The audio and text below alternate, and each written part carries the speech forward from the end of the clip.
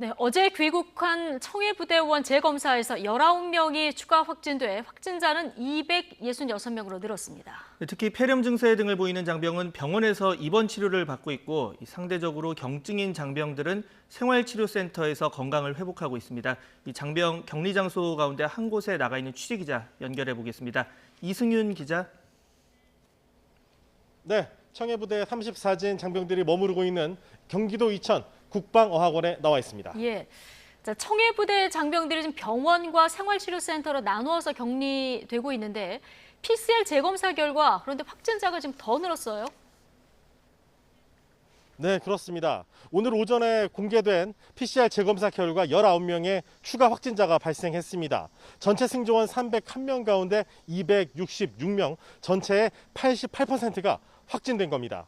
이런 가운데 23명이 음성 판정, 12명이 재검사 판정을 받았습니다.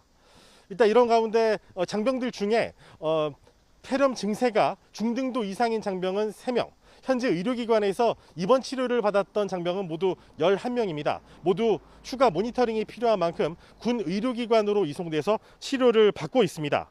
상대적으로 경증인 감기 증세를 보인 장병들은 200여 명 정도 되는데 생활치료센터에서 지내고 있습니다. 제가 나와 있는 이곳 국방어학원 생활치료센터에는 어제 80여 명이 도착하면서 시설이 거의 꽉 찬 상태인데 1인실에 모두 격리 중이라 바깥에 나와 있는 장병을 찾아볼 수 없었습니다.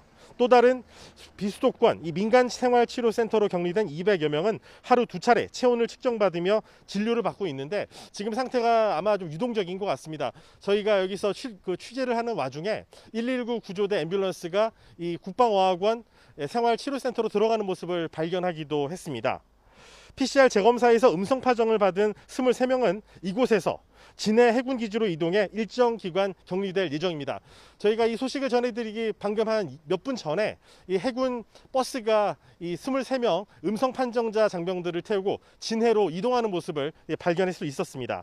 해군은 장병 가족들에 보내는 서신에서 치료와 격리가 완료된 장병들은 건강회복 프로그램과 신체검사, 예방접종 등을 완료한 뒤에 휴가를 보낼 예정이라고 설명했습니다. 청해부대 이번 집단 감염 발생과 관련해서 박재민 국방 차관은 지난 6월 28일에서 7월 1일 사이에 있었던 9번째 기항 때 바이러스가 유입된 것으로 추정했습니다. 이런 가운데 문무대왕함은 오늘 새벽 아프리카 현지에서 출발해서 약 50일 뒤에 경남 진해로 복귀할 예정입니다. 또 지난달에 출항했던 이 청해부대 35진 충무공 이순신함은 최근 아덴만 해역에 도착해서 작전에 돌입한 것으로 알려졌습니다. 지금까지 청해부대 34진 장병들이 머무르고 있는 경기도 이천 국방어학원에서 YTN 이승윤입니다.